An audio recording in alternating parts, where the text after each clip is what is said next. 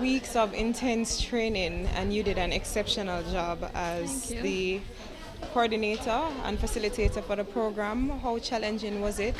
How beneficial was it?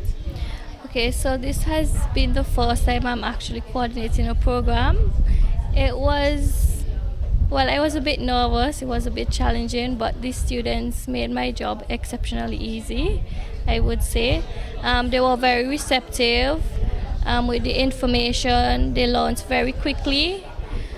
If you speak to them, they were also very cooperative, so it made my job a bit easier. In terms of achieving the results, how did you find that? I would say the results were very good in terms of the feedback from the volunteers, because they would have done a great job. I would have gone around and seen, for example, when they did the inspections, they would have done a really amazing job.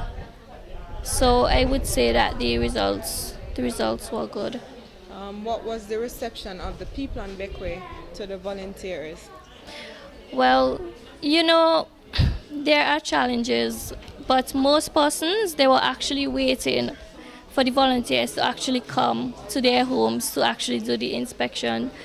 So it made our job much easier. We had a few persons, that wasn't so receptive. Some of them would have spoken to them and tell them that the importance of the program and try and urge them to let us do an inspection. But when there were cases when we couldn't convince them otherwise, we'll just have to leave. But that would be a very small proportion of the public residents in Beckway. What would you say was your most memorable time working with the youngsters? Well, I would say the week of field work. It was very fun, although it was hard work because you had to be out there every morning with the sun and everything.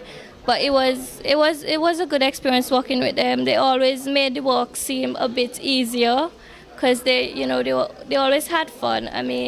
But when it comes to actually going to the homes and doing the inspection, they were professionals and they conducted themselves accordingly. So I would say that would be my most memorable experience.